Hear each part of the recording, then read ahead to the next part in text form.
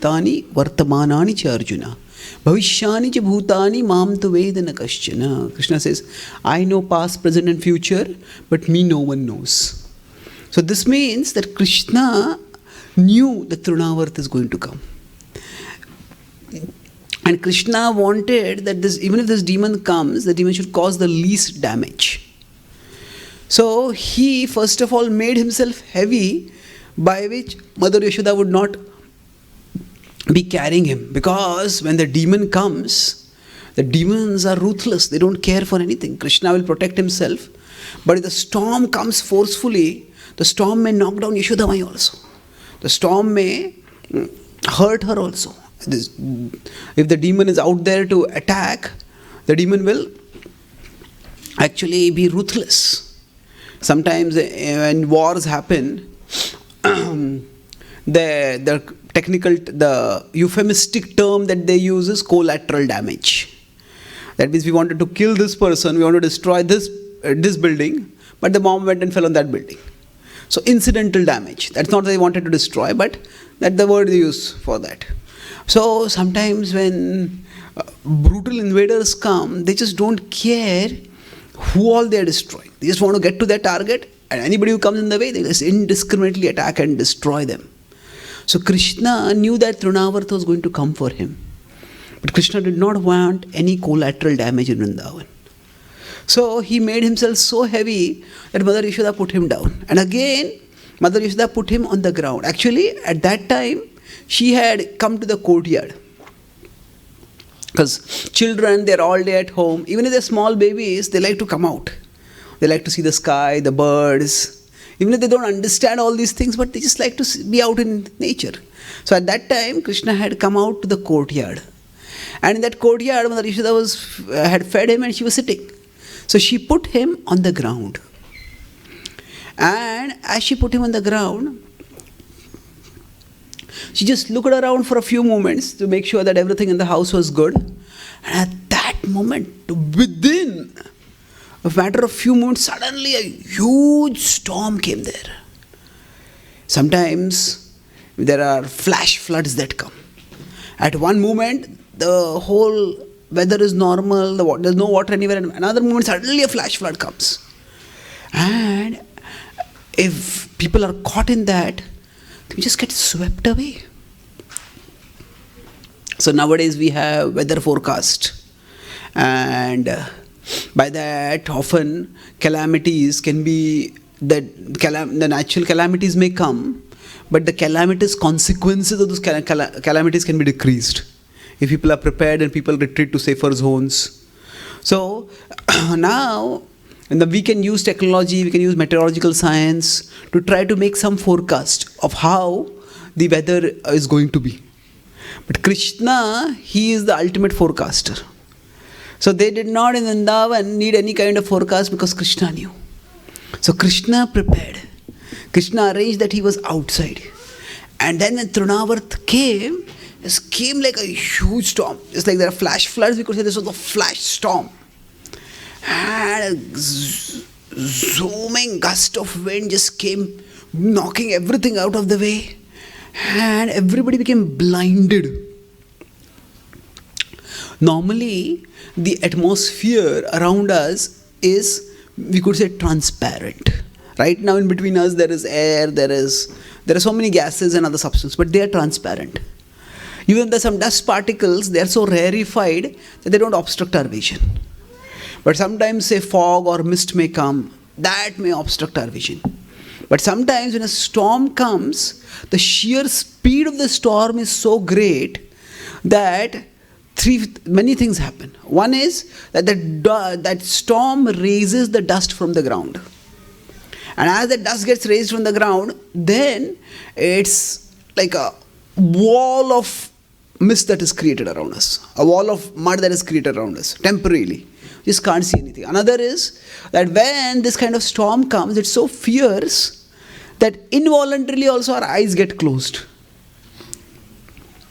We have various senses, and some of the senses, they are under our voluntary control. Some of them are not in our voluntary control.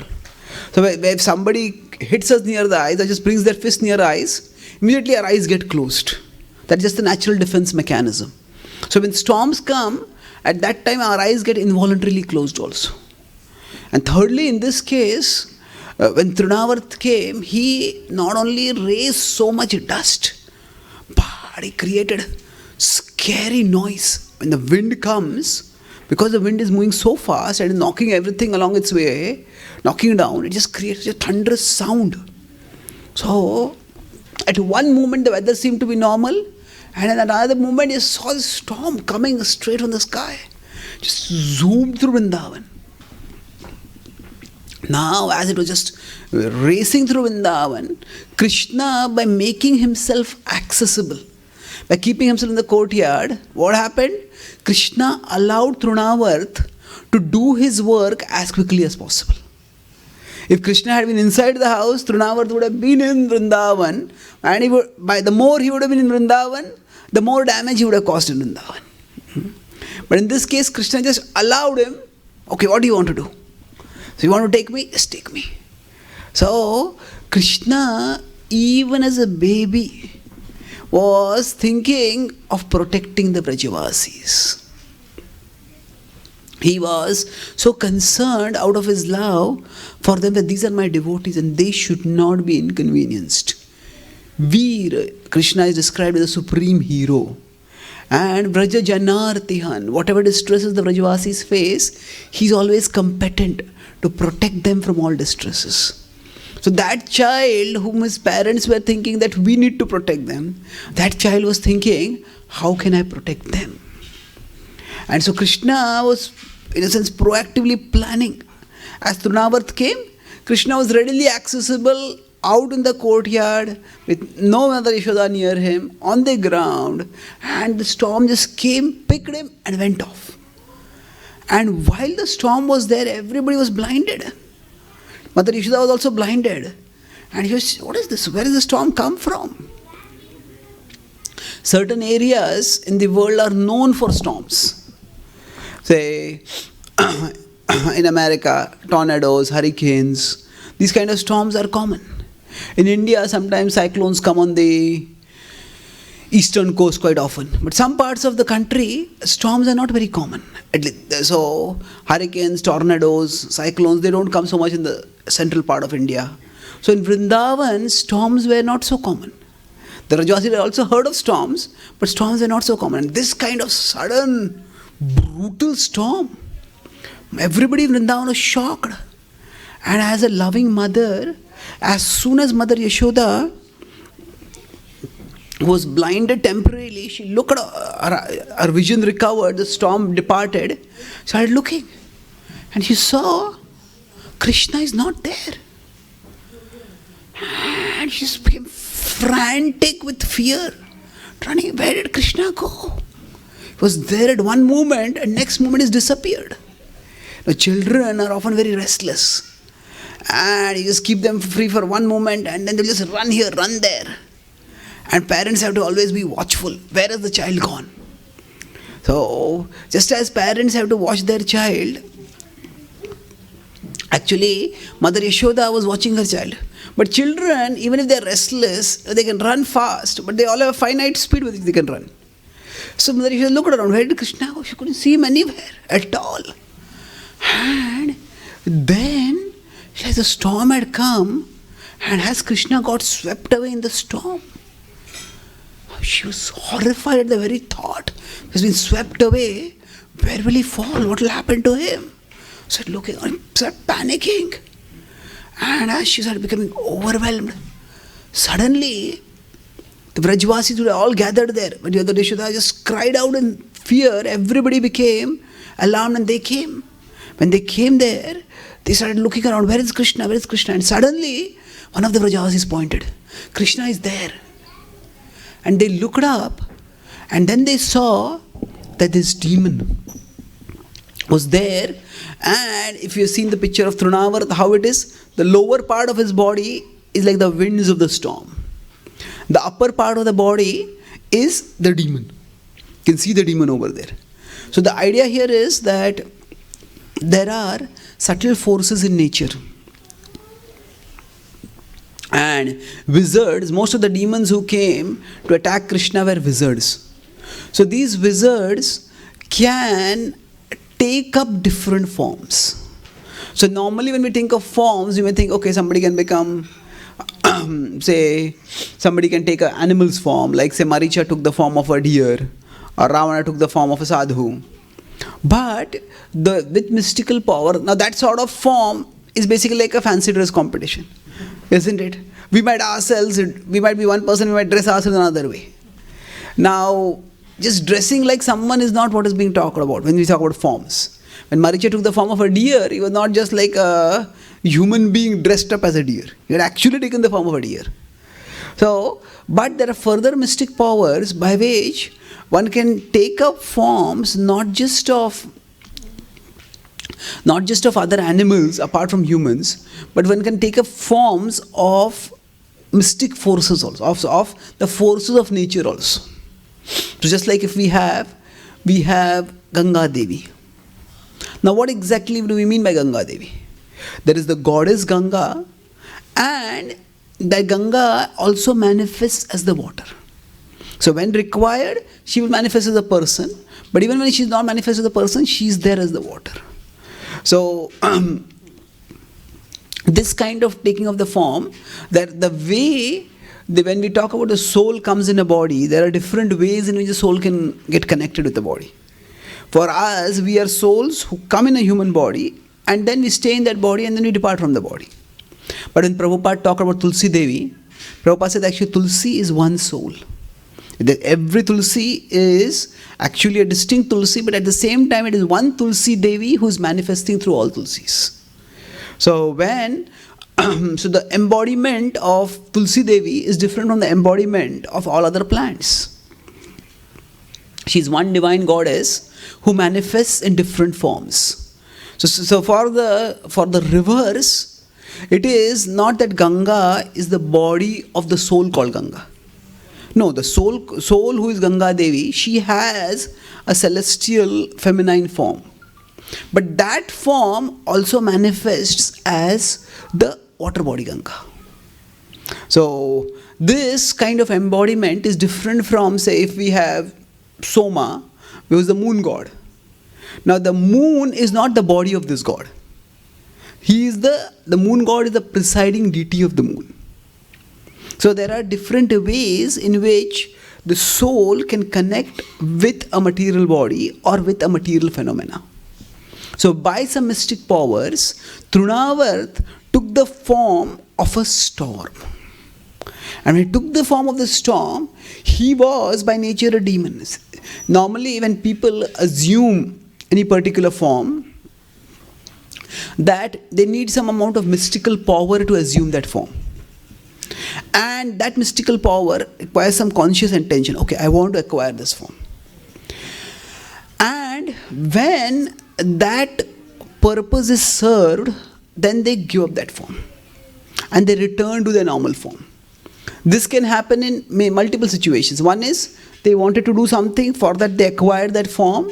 They did the work in that form, and then they themselves voluntarily gave up that form. The other is that if, so this was the case of right now of Trinavarta, who had temporarily taken up the form of a storm, and he had gone high up into the sky.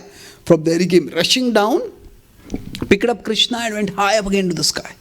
And now that he had got Krishna, he had no reason to continue the form of a storm. So because his purpose was fulfilled, he gave up the form of a storm. But the other situation is, when a demon comes up in a particular form, like it happened in Putana's case. She came in the very attractive feminine form. But when Krishna started sucking out her life air by sucking on her breast, at that time suddenly her natural form appeared. This huge, hideous demoness. So what happened? In that case, for maintaining any form, a certain amount of mystic power is required.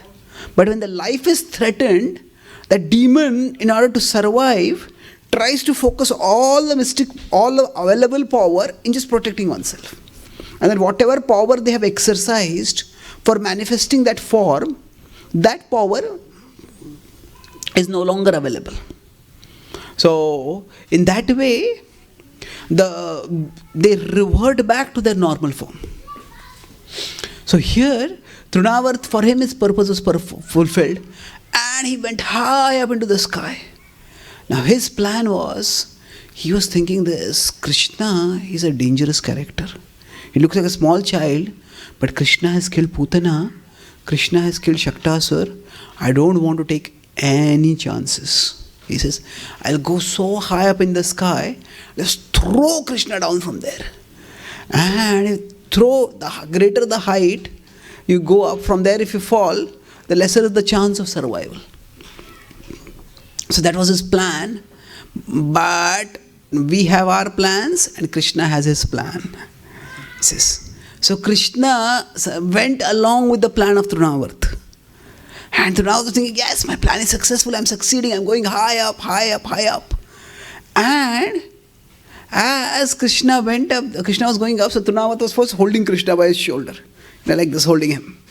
But as he went high up, Krishna just acted like a small child who's become fearful of the heights. Actually, Krishna on his side was simply enjoying a free ride. High up in the sky, enjoying a happy ride through the sky. And high up he was going, the wind, the sky, the clouds, it was so enjoyable. Krishna was enjoying. And Trinavarta was going up and up and up. And then at the same time, Krishna was aware that actually Mother Yashoda was becoming panicky. She swooned because of her panic. And Krishna said, now enough. And then as Trinavarta was taking Krishna up, Krishna acted as if he's a fearful child. And when children are fearful, then what happens if the mother may be holding them and they may be just looking here and there, but if they become fearful, then they turn and hold their mother tightly. So like that, Krishna turned and held Trinavarta with both his hands around his neck. And Trinavarta thought, oh, this child has become scared now. So as Krishna held him up, what happened was, Trinavarta decided, now I have gone enough height, now I'll throw him down.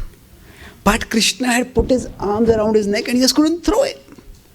And he was trying to push Krishna, and at that time, Krishna started pressing.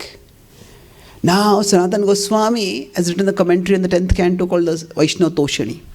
And there he describes that when Putana came and she tried to kill Krishna, at that time she screeched loudly, Muncha, Muncha, let me go, let me go. She's screeching, and that screeching alarmed the Vrajavasis. So Krishna decided, I don't want the Vrajavasis to be alarmed. So what Krishna did was, he put his arms around the neck and held the neck so tightly that Trinavarta couldn't make any sound. He was completely choked. Now Krishna's hands are very small, but within those small hands, he has such power. So first Krishna used his power to choke Trinavarta. Trinavarta was trying to gargle, no sound was coming, trying to push Krishna away. And then Krishna started increasing his weight. So Krishna has initially of the normal weight, from which he suddenly increased his weight so that Mother Yashoda would put him down. And when Trinavarta came, again Krishna decreased his weight. Trinavarta could easily take him. He thought he's just an ordinary child. But now Krishna increased his weight so much that Trinavarta felt himself being crashing. He started restless. He started to push the child away. But the child had held him so tightly, he just couldn't do anything. Just couldn't do anything at all. And he started falling down. The same height to which he had gone up so that he would throw Krishna down. Now that same height worked against him. Because if he had not gone so much high, he would not have fallen so badly. But Krishna allowed him to go high up, and then Krishna used that same height to get him to crash down. And as he started crashing down, he realized what is happening. He became alarmed. He couldn't even speak. He was flailing his arms, trying to catch this child, push him. Now, Krishna's body is so tender, and this demon was ruthlessly trying to use his full force to try to rip Krishna away from his body. But he just couldn't do anything. and he just crashed on the ground. Bang! And as he crashed on the ground, just became dismembered and he fell dead.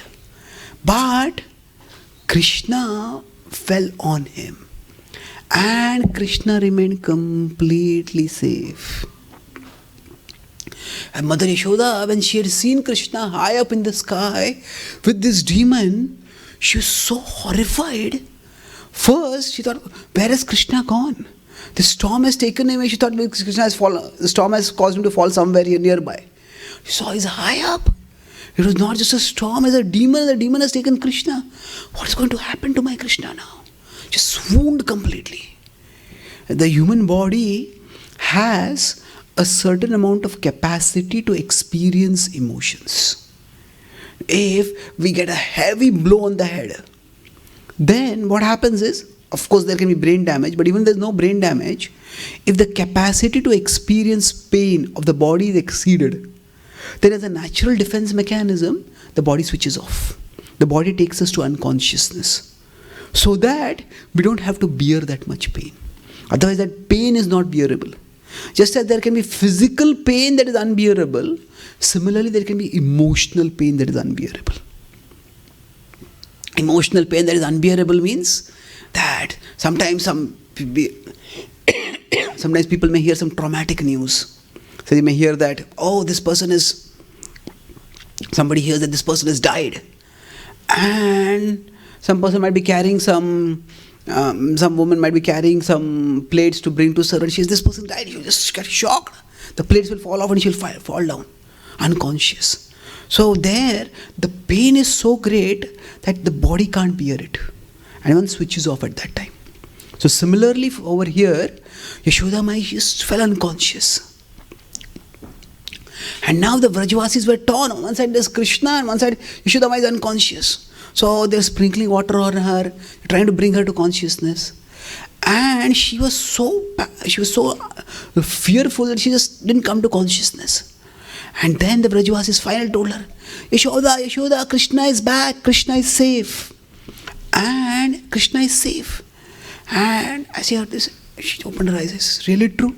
Where is my Krishna? Where is my Krishna? She says, he was up in the sky. How is he safe? No, Krishna is safe. Narayan has protected him. Narayan has protected him. And then the Vrajavasis, the Yashoda got up. He says, the demon has fallen over here. They all ran over there. And some other Vrajavasis had already gone there. They had picked up Trinavarta. They had picked up Krishna from the body of Trinavarta and they gave him to Yashoda. And when Yashoda got him, again Krishna had become so light, like a small baby. Yashoda took him and hugged him to her life. Hugged him to her bosom. It was her life had come back to her. So Trinavarta, he met his death with the very same means, the same height which he took Krishna up, by which he was brought down and he was destroyed. Shri Krishna Bhagavan ki jai. Thank you. So Bhaktivinoda Thakur explains that Trinavarta refers to useless argumentation.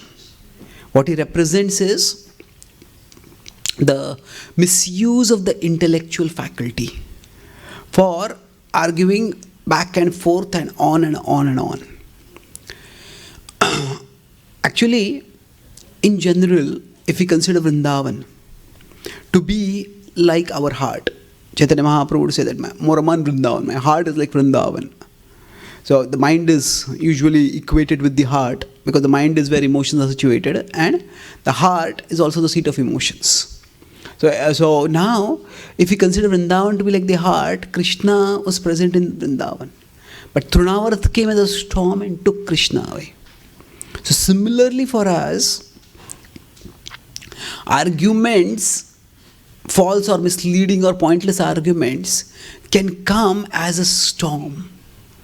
And they can sweep Krishna out of our heart. They can create doubts, they can create confusion, they can create delusions, and we just lose Krishna. Tarko apratishtha shrutayo vibhinna nasa vrushir yasya matam na bhinnam. So Tarko apratishta. If one uses logic and argumentation, apratishta, it ultimately has no foundation. Shrutayo vibhinna. That there are different books which say different things. And nasa vruseryasya matam na bhinnam. Prabhupada translates this as that there are different rishis who have different opinions. But the literal Sanskrit is even more interesting. What it says is, na asav rushir yasamitam na bhinnam. You are not, somebody is not called a rishi unless he has an opinion different from others. Na asav rushir. One is not a rishi till one speculates and has his own opinion. So, people who are intellectual, often they have their own ideas. And with their own ideas, they can never come to any conclusion. And therefore, it is said, Mahajano yenagata sapantha. You have to follow dharmasya tattvam nihitam guhayam. That the essence of dharma, the truth of dharma is hidden. Now, the literal translation, guha would be a cave. So it is hidden in the cave. Now, the cave here refers to the heart. Whose heart? It is the heart of the great souls. Mahajano yena gataha sapantha. That there are the great souls and we have to follow in their footsteps. So what does this pointless argumentation mean in our lives? I'll talk about it at three different levels.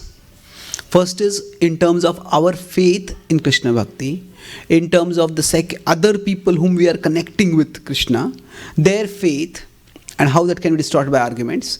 And thirdly, I'll talk about how within the practice of Krishna Bhakti, there can be arguments. This is the way to do things, this is the way to do things.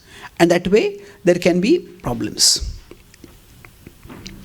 Broadly speaking, there are two main distractions on the spiritual path.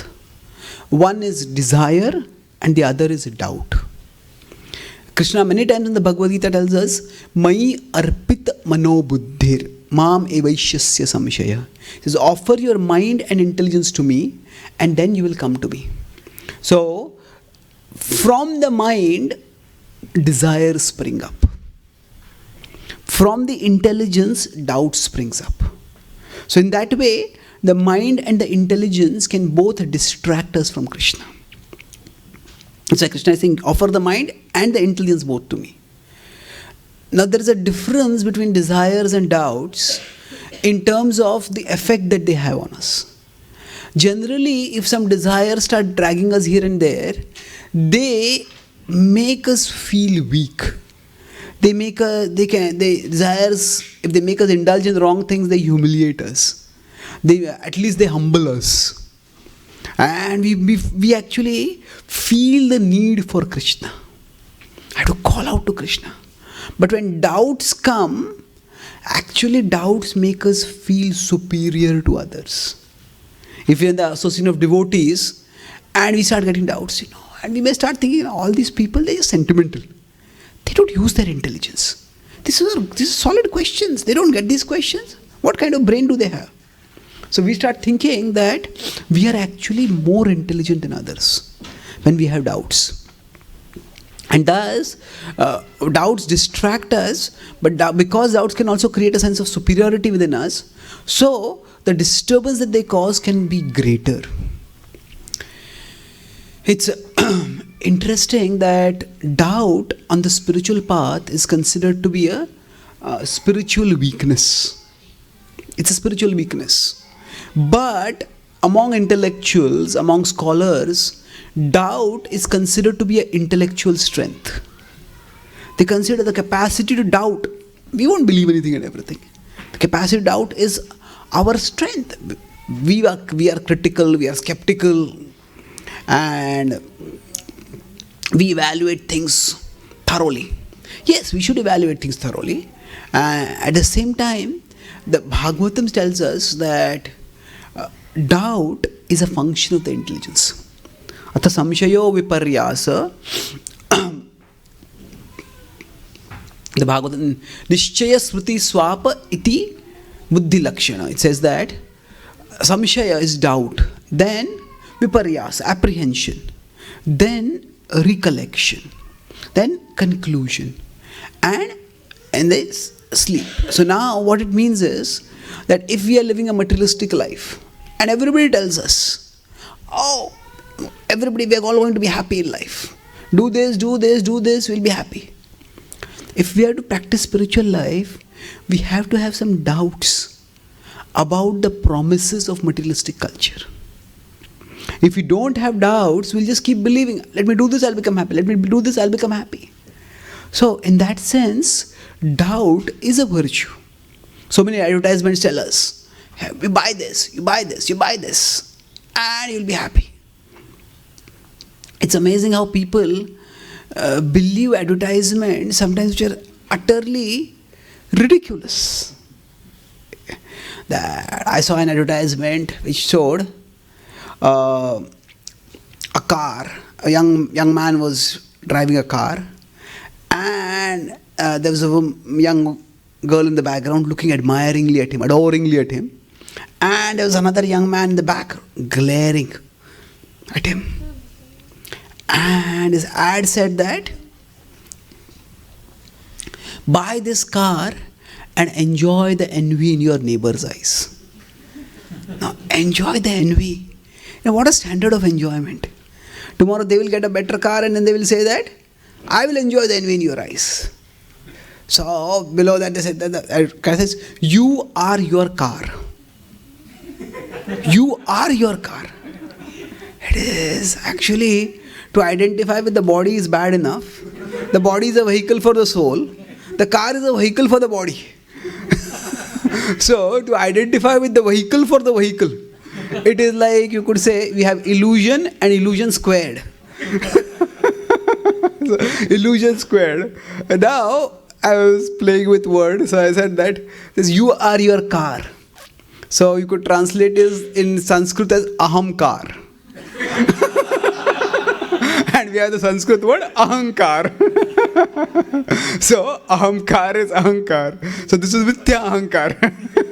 This is the false ego by which we identify with things. Now obviously you are not your car. Yes, you could say your car makes a statement about your financial status or whatever. But people just get so carried away by advertisements. So doubt in that sense is good. However, after we have some doubts, then doubt leads to apprehension. Maybe my current understanding is not right. So if we are living materialistically and we get doubts, how are all these things going to make me happy? We have some doubts about it. That doubt leads to apprehension. Apprehension means we start evaluating, hesitation and analysis. Maybe this is right, maybe this is not right. And then we come to a conclusion. Okay, this is not right. And then after that, whatever conclusion that gets reinforced within us as our recollection, as our memory. And the next time when we see it, we won't believe in it. We won't get caught by it. So doubt, the Bhagavatam says, is a function of the intelligence. However, doubt is not the only function of the intelligence. The nature of tamoguna is that we take one thing and make it into everything. So, in 18.22, Krishna says in the Bhagavad Gita that Yattu krutsnavad ekasmin karye saktam ahetukam atatvartha dalpam che tattamasa mudaharutam. One takes one thing, krutsnavad ekasmin. When we take one thing to be everything, then that's a problem.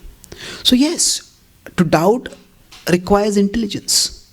But to keep doubting is not intelligent. See, if you are going to go to a doctor, at that time, we want to evaluate. Is the doctor good? Is what the doctor saying makes sense? We needn't believe anything and everything the doctor tells us. If I got stomach upset and the doctor says I have to amputate your leg, is what? That doesn't make any sense to me. So it's good to have some doubts, but eventually we have to put faith. If we want to be treated, if we keep doubting every single doctor that we go to, then we will ourselves stay sick. So after some time, we have to take some faith. Take a leap of faith, or you could say take a gulp of faith. Take a pill or take a tonic or take a medicine, whatever. So doubt is required, but eventually we have to act. So the problem with false argument is that one just keeps doubting permanently. this is not right, this is not right, this is not right, this is not right. So some people are skeptics. They pride themselves. I am a skeptic. There's an International Skeptics Organization. And they feel very proud, we are skeptics. We don't believe anything easily. Yes, it is good to have, as I said, some capacity to doubt. But there's a problem with skepticism. That problem is that skeptics are skeptical about everything except skepticism. They are not skeptical about skepticism. What do I mean skeptical about skepticism? See, skepticism can tell me, yeah, I don't believe in this, I don't believe in this, I don't believe in this. Skepticism can only tell us what is wrong. Skepticism will never tell us what is right. Is this clear? I can always be skeptical about anything. This. If I keep being skeptical, the result would be that I will never arrive at any conclusion. So skepticism can never take us to the truth.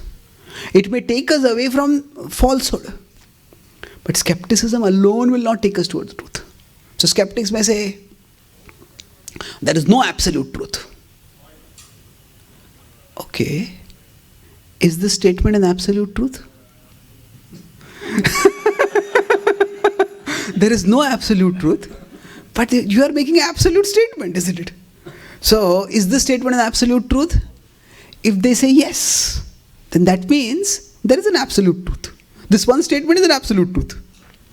If you say no, so is there an absolute truth? No. Is this statement an absolute truth? No.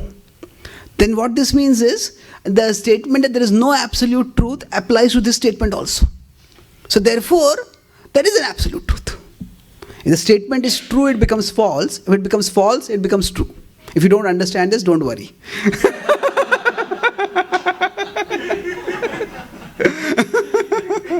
But the point is, there is no absolute truth is actually a self-contradictory statement. Because you are already making a statement. And that statement has to have truth value. It's like saying, somebody says, I don't know a single word of English.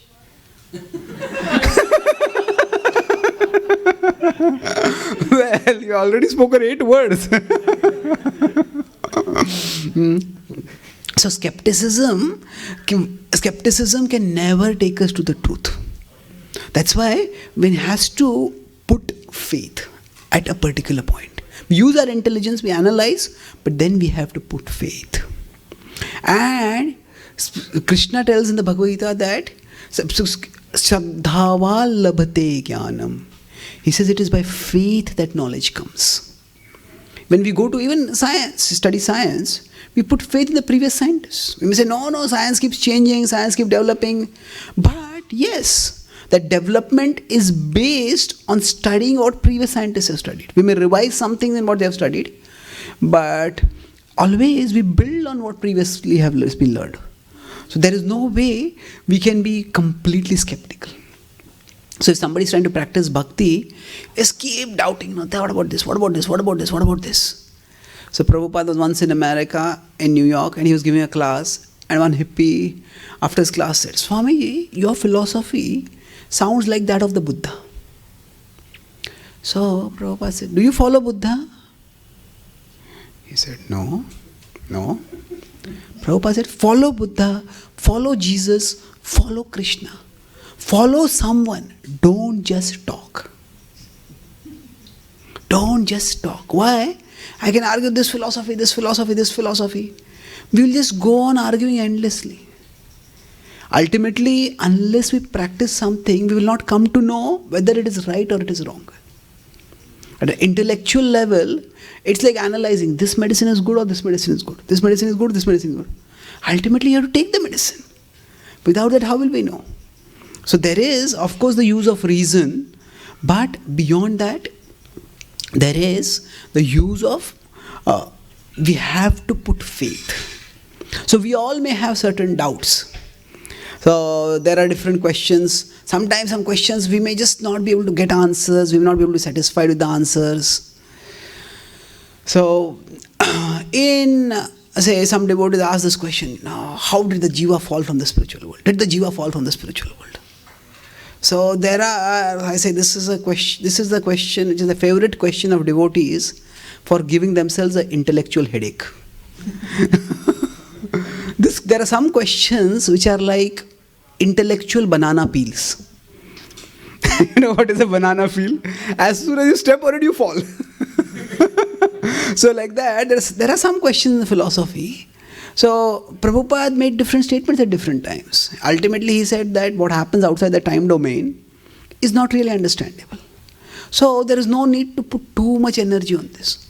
Some devotees may have a particular understanding, other devotees may have different understanding. And whatever understanding seems reasonable to us, we accept it and move on. So when we practice bhakti, we all have to focus on what is central and put aside what is peripheral. One characteristic of intelligence is to differentiate between this. What is central and what is peripheral. So hold on to the central, let go of the peripheral. So in bhakti, so Prabhupada was once asked by some disciples. He said that he was in Hawaii and the disciples asked him, Swamiji, Prabhupada, when we talk with the scholars and we tell from the 10th canto that Putana was this big, or there were so many thousands of bodyguards which Ugrasen had. So scholars start laughing. He says, how is this possible? Dwarka is such a small place. How could so many people live in Dwarka?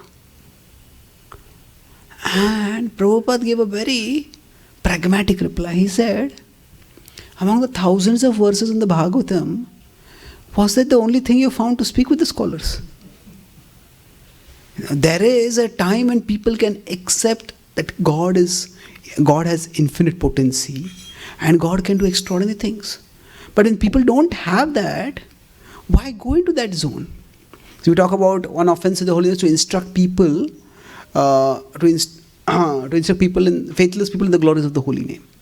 Now, where is the offense in that? Is it all outreach that we do? Are we committing that offense?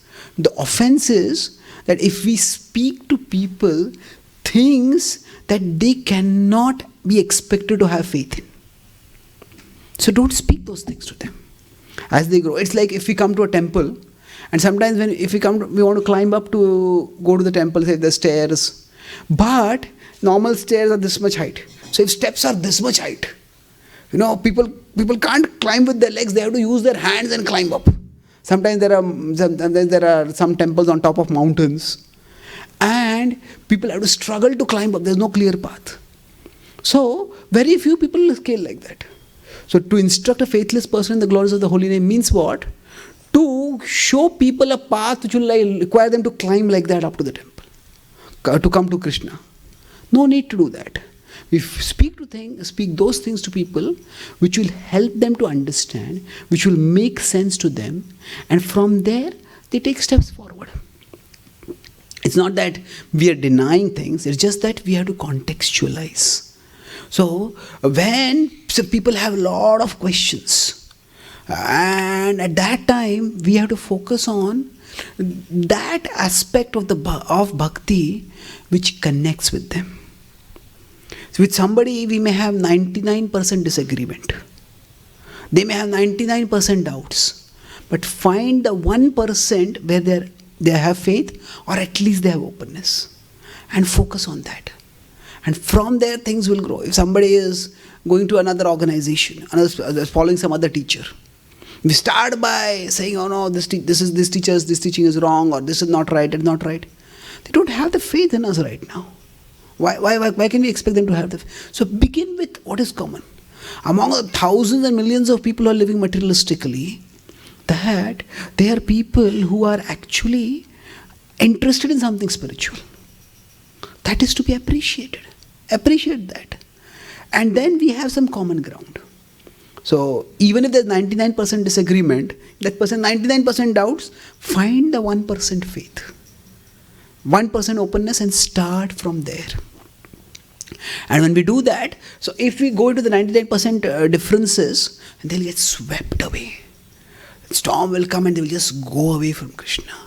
If, say for example, somebody asks, Krishna, so I say many people from India, this is, Krishna I can accept as God, but Chaitanya Mahaprabhu, how do you consider him to be God?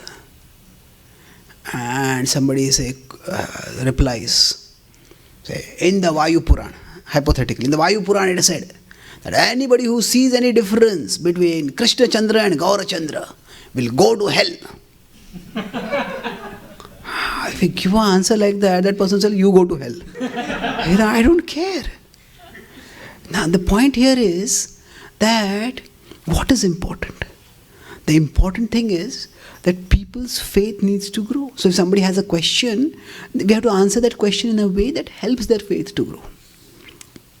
Bhaktivinoda Thakur, in his book on Life and Teachings of Lord Chaitanya, he describes in the introduction very beautifully. He says that he describes a brief summary of Lord Chaitanya's life along with some of the extraordinary things like Chaitanya Mahaprabhu made animals dance, some of the miracles that he performed. And then he concludes by saying that for the Bengali Vaishnavas, the Bengali Vaishnavas have concluded that Chaitanya Mahaprabhu is God. And for them, these miracles, they testify to his divinity. At the same time, Bhaktivinoda Thakur is accommodating the Purva Paksha, the opposite says, miracles are no conclusive proof of divinity.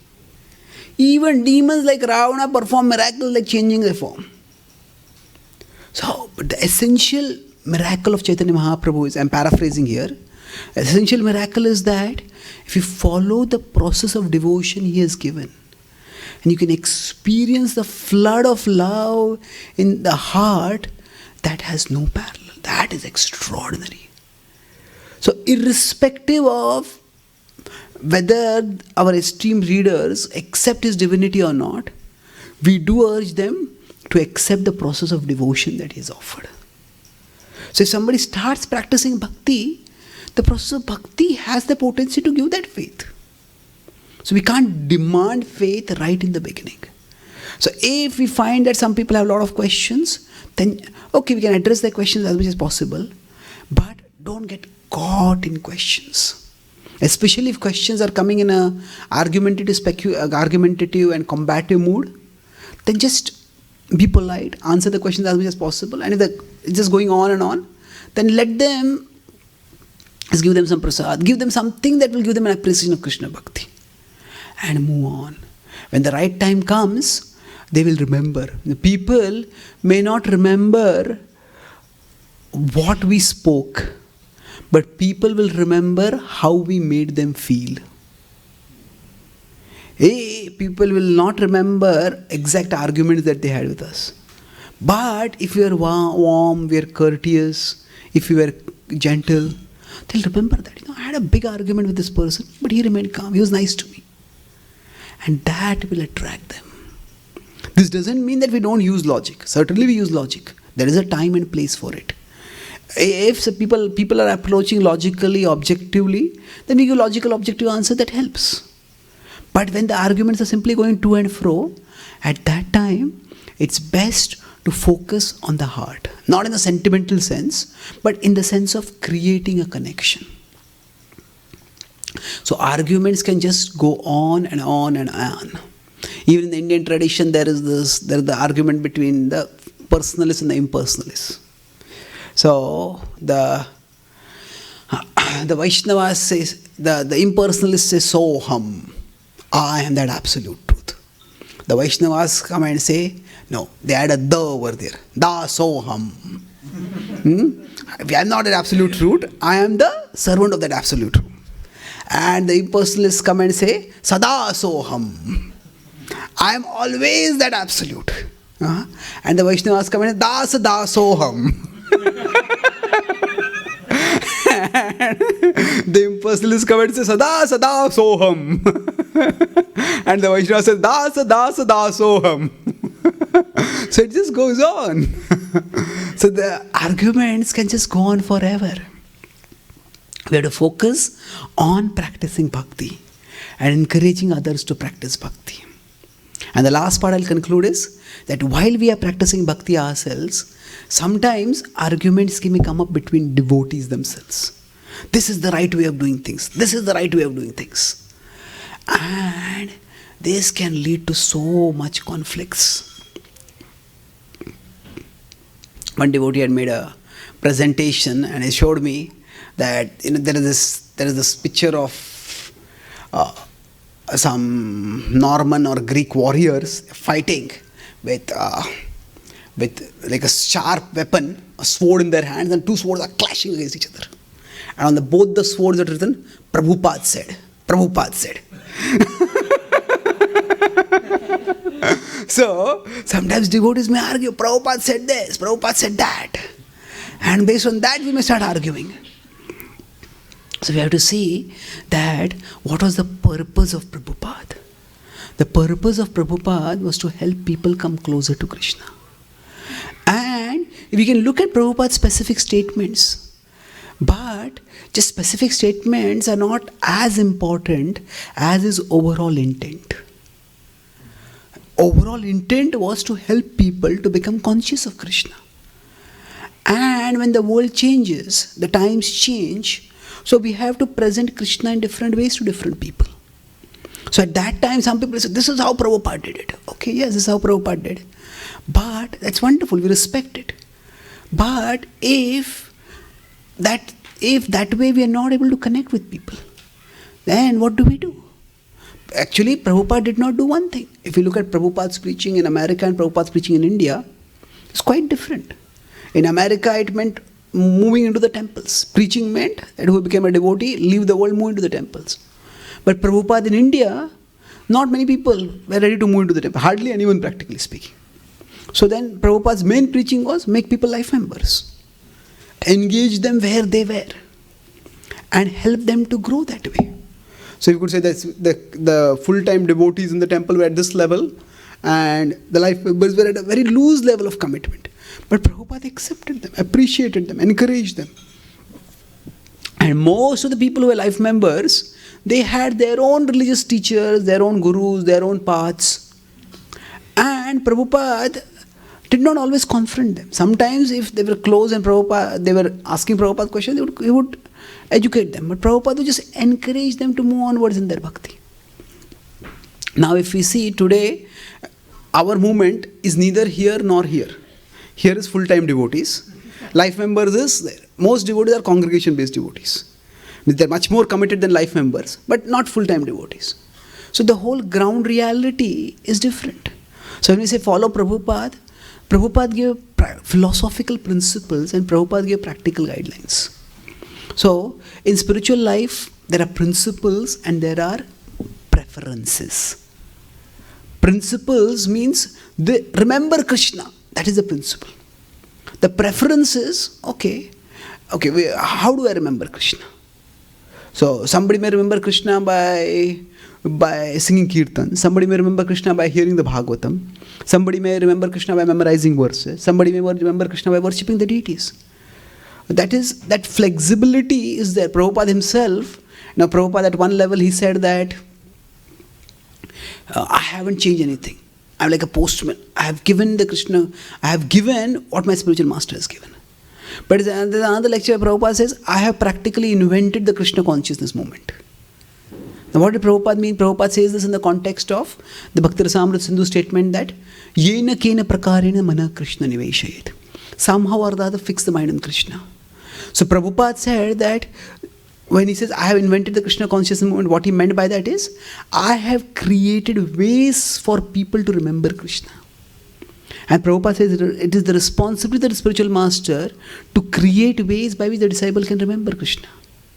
So, like that, and in today's world, different devotees may do different things. And some devotees may, this is right, this is right, this is right. Actually, if such kind of arguments start happening, it's best to keep a distance and keep practicing bhakti. Otherwise, arguments can just go on and on.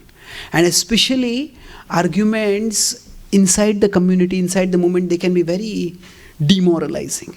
We are trying to reach out to the world and get people to Krishna. As long as the principle of getting people to Krishna is maintained, the preference of how that is to be done, that will vary. Otherwise, the arguments just go on and on and on and on. And so much energy gets sucked. But instead of letting all that energy get sucked, just focus on practicing Krishna Bhakti, focus on sharing Krishna Bhakti. And we will ourselves relish it and others will relish it. And in that way, we can move on towards Krishna.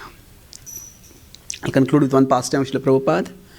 Prabhupada was in Vrindavan and the devotees had a debate over there, conflict. So,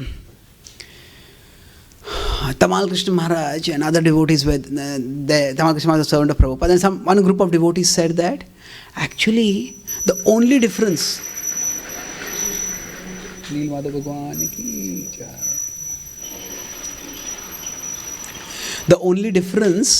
between Krishna and Balaram is in complexion. So, but other devotees said, no, actually only Krishna is the Lord of Radharani. Balaram is not. He says, no, the only difference between them is this. So this argument went on. There are other points also, but it became heated. And they went to Prabhupada. And one party said, Prabhupada, the only difference between Krishna and Balaram is in the complexion. Prabhupada said, yes, that's right. Prabhupada, and the other group says, the only difference between Krishna, but only Krishna is the Lord of Radharani. Yes, that's right. But Prabhupada, both of them can't be right. That's right. But then Prabhupada, what is right? That you decide. So Prabhupada just let it go over there.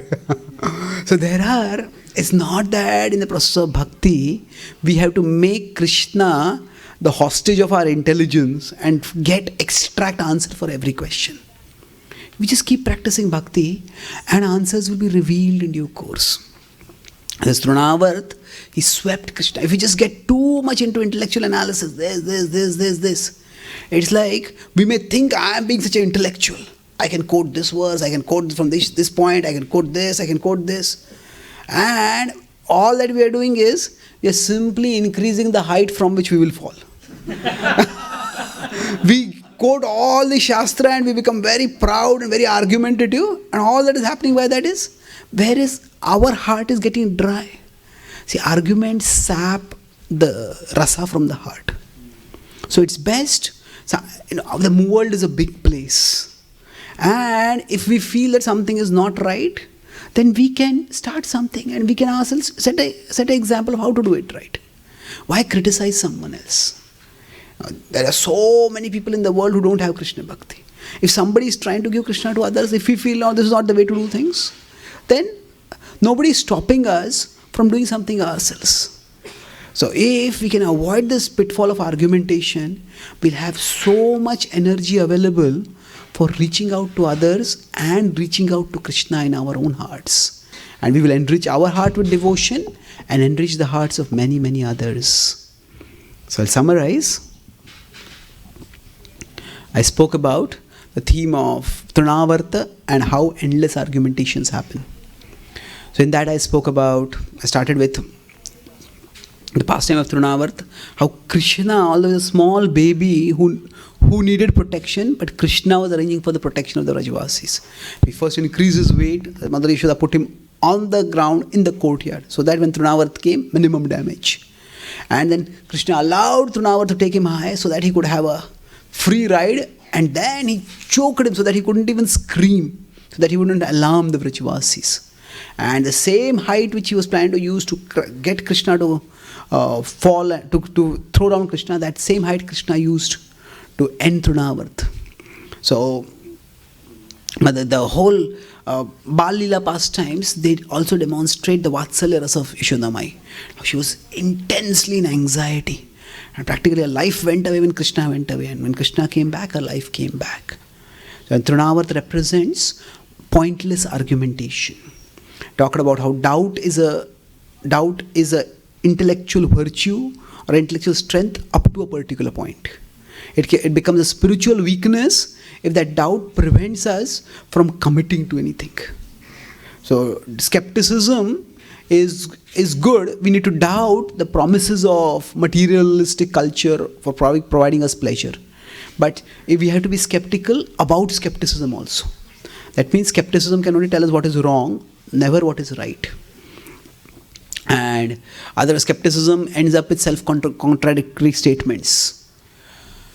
And to deal with doubt, to avoid endless argumentation, I talked about three things. First is for our self-application. If we have some doubts, if the overall philosophy of Krishna consciousness makes sense, if the central points make sense, then put the peripheral points aside. Like say the fall of the jiva or the huge dimensions in certain aspects of the Bhagavatam. They are not the central thing. Central thing is connecting with Krishna and experiencing Krishna Bhakti. If somebody can't accept Chaitanya Mahaprabhu's divinity, just practice Bhakti right now. Don't argue about that. If somebody is, then we talked about in the outreach, that if somebody is arguing too much, then that will simply lead to alienation.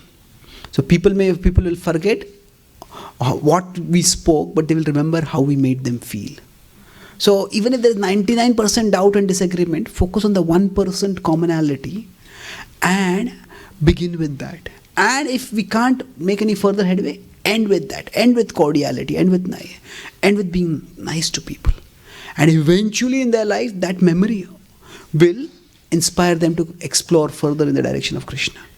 And within devotees, when there are conflicts about how Krishna Bhakti is to be practiced, you have to see that actually we say Prabhupada said this. But more than Prabhupada's specific statements, more important than Prabhupada's specific statements is his overall intent, which was to help people remember Krishna. And Prabhupada was resourceful and multifaceted in say how he introduced Krishna Bhakti in America and how he introduced it in India. India it was already there, but through ISKCON how he introduced it. So our movement is neither filled with full-time devotees now, nor mainly life members. It is in between, congregation members. So the situation is different. And Prabhupada, just as Prabhupada was resourceful in providing people ways to remember Krishna. Similarly, we also, and our leaders will also do that. And if we find that something we can't appreciate something, then rather than criticizing something, just keep a distance and do something constructively. The world is a big place, and instead of arguing and fighting among each other, we can actually expand the reach of Krishna in whatever way we feel inspired to do. And thus, if we avoid the storm of needless argumentation, then Krishna will enrich the Vrindavan of our hearts, and Krishna will enrich the hearts of many others also. Thank you very much. Hare Krishna. Any questions or comments? Yes, Prabhu. Thank you, Raj, for a wonderful lecture. Prabhu. I have two questions. You made that parallel between Trinavarta and endless arguments. What other parallels with other demons Krishna defeated in Srimad Bhagavatam, like, for example, Putana or Kamsa? If there is any kind of examples. Yeah, Bhaktivinoda Thakur gives this. He talks about Putana representing a false guru, a misleading guru. I spoke on that in 2 classes earlier. Then there's Shaktasur, he represents lethargy. So Bhaktivinoda Thakur has talked about this in Chaitanya Shikshamrita and Krishna Samhita both. He gives several demons and he describes what they represent. So the sons of Devaki who were killed earlier before Krishna was born, they represent the 6 anarthas. Balram represents the Guru, and when the 6 anarthas are removed and then the Guru comes and cleanses our heart, then Krishna manifests over there. Okay? Thank you. Thank you very much. Thank you. Hare Krishna. You said your second question? One more question. And I was wondering, you also said the commentaries to Srimad Bhagavatam were made by Sanatana Goswami and Bhaktivinoda Thakur. Are they available in English? For print? Bhanu Maharaj has translated them. Bhanu Swami has translated. I'll sir. Thank you. Hare Krishna. Any other questions or comments? Yes. Hare Krishna, Prabhu. Thank you for the wonderful class. So, Prabhu, in the class you mentioned about Yashoda Mai not being able to tolerate the pain of Krishna being away, and also a human body can faint when cannot. So the question is, Krishna, even in Vrindavan 5,000 years back, was in his spiritual body. So now one level next, his immediate relatives and gopis and gopas and cows, we are told all of them had come from Vrindavan to participate in his Leela. So how to understand whether they were in their original spiritual bodies or they were souls which were in the material bodies? How to understand that? Even Krishna's sons are referred in Krishna book, right? Yes, yes. So at what point in time the sons of Krishna and their sons, at what point in time it became material? Okay. Sorry, today is a question on doubts. So. Okay. Okay.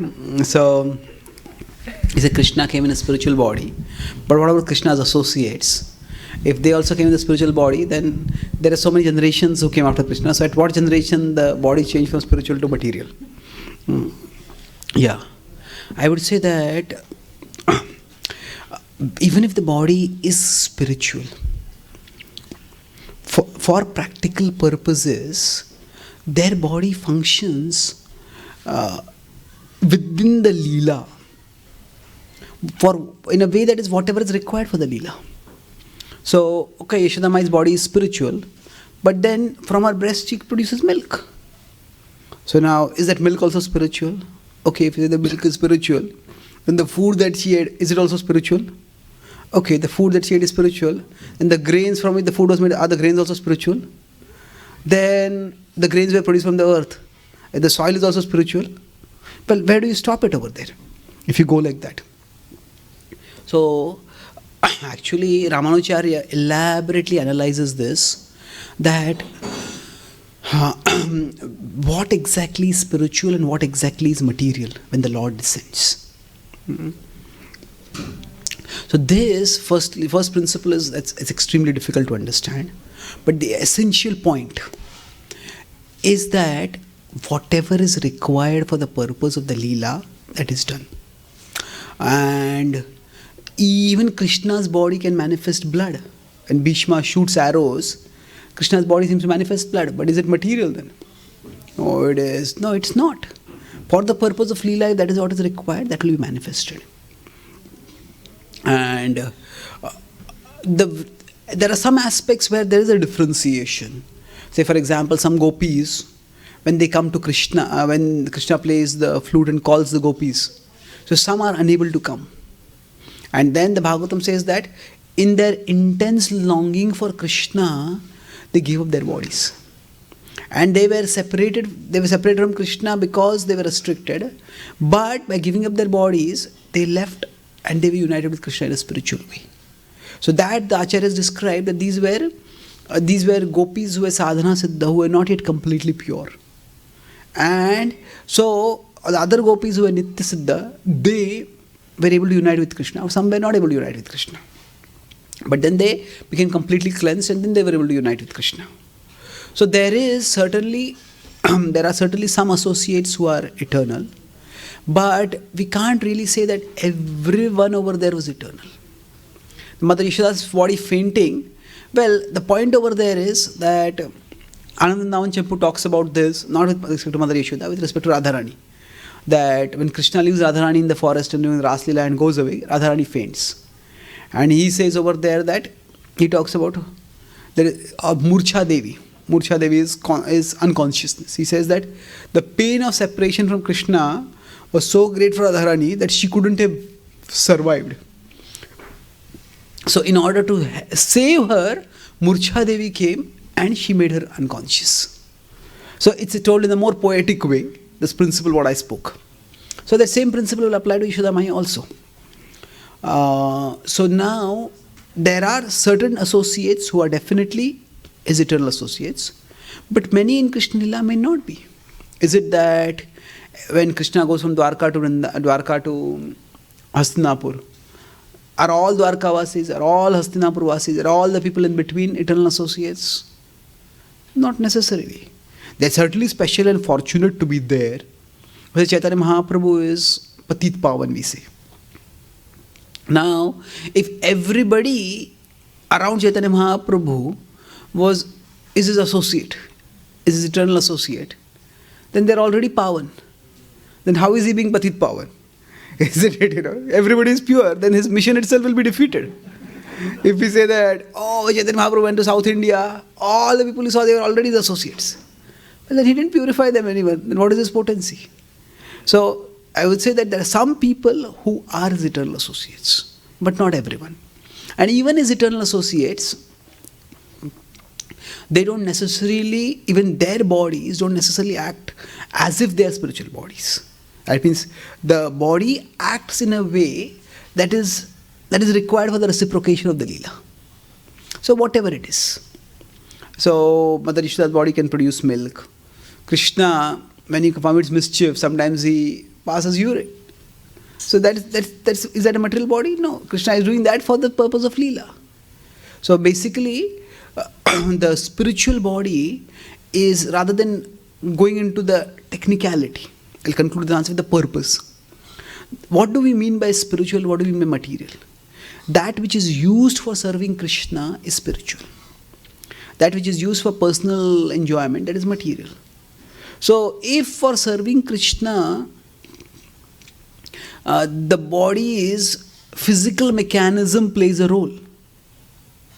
Say Krishna gets a headache, then the gopis give their dust. Now how can Krishna get a headache? Krishna, the spiritual world is free from old age, disease and death. Krishna is the one who frees us from that. How does Krishna get headache? That's a Leela. So if some physical mechanism of the material body is required for enhancing Krishna's pastimes, that will be manifest according to the arrangement of Yoga Maya. So we differentiate between the spiritual material at a functional level. There's a philosophical differentiation that matter is matter is unconscious, it is temporary, all that. Spirit is Sachitananda. That is fine. Philosophically, we have to have that differentiation, no doubt. This is the body, this is the soul. But functionally, we have to focus on the purpose. If we start getting too much into the analysis, suppose there is a joke in the class, and before laughing, am I laughing for Krishna's pleasure or am I laughing for my pleasure? If we start doing like that, okay, it's related with Krishna's philosophy, just laugh. Don't worry so much. So if we go too much into this, at one point about argumentation, endless argumentation, they say this, paralysis by analysis. Paralysis by analysis, they give the example, there was a graceful centipede, 1,000-legged insect or whatever, creature, dance very gracefully. And then there was a bird who couldn't dance at all. And that bird was very envious of the centipede. So he says to the centipede, "Oh, you dance so nicely." "No, I want to understand how you dance." So he says, "After you put your 66th foot down, when do you put the 67th foot or do you put the 68th foot?" "Oh, really? I put my 66th, 67th. And he kept asking questions like this, and the centipede, "Hey, should I put this foot down? Should I put this foot down? Should I put this?" He just got so caught in thought, he couldn't dance anymore after that. So like that, in bhakti, if we just philosophically we analyze the difference between the body and the soul, to understand the spiritual material, but functionally, if we get too much into the analysis, is this material, this is spiritual, we'll get in trouble. We just focus on, is this serving Krishna? That whatever the Vrajavasis are doing, they are completely devoted to serving Krishna. So even in our day-to-day life, if we are taking care of family responsibility, we are doing our job, at a functional level, if you think, oh, this is material, and we feel half-hearted about doing it. This is spiritual, let me do it wholeheartedly. No. If you are doing it in the mood of service, it's spiritual. Functionally, we don't have to differentiate too much. We try to cultivate the intention of serving Krishna for his pleasure and just do what is to be done. Okay? So, thank you very much. Shila Prabhupada ki, Gaura Bhakta Vrinda ki, Gaur Premanande. His Grace Chaitanya Charan Prabhu ki.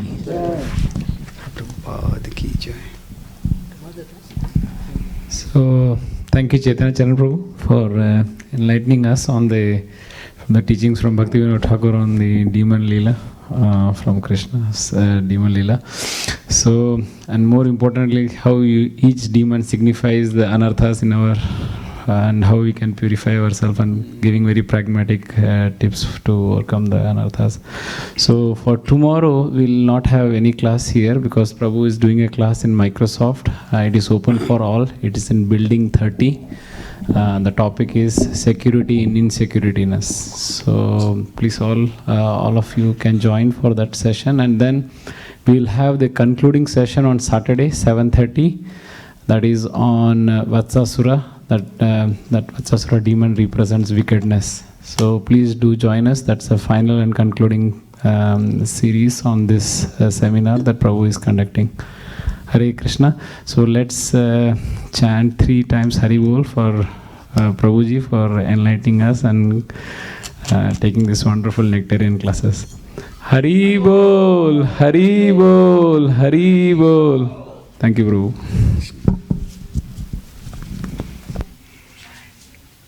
One more announcement. We just today only we got some USB or pen drives in which Prabhu's all audio as well as the new one is on the Srimad Bhagavatam first canto. So I will let Prabhu speak on that. Actually. There are 5 different audios, pen drives rather. One has about 2,500 question answers.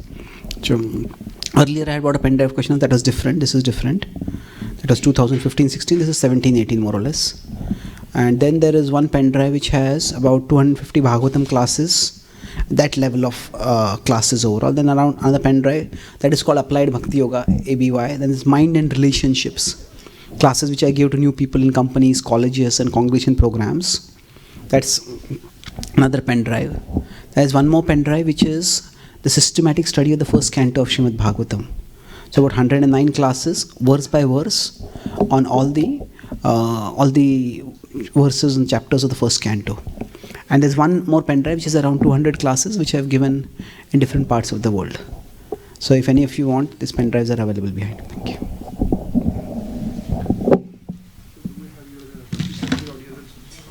That is available as an app now. So you use Android or use iPhone? Apple. Oh.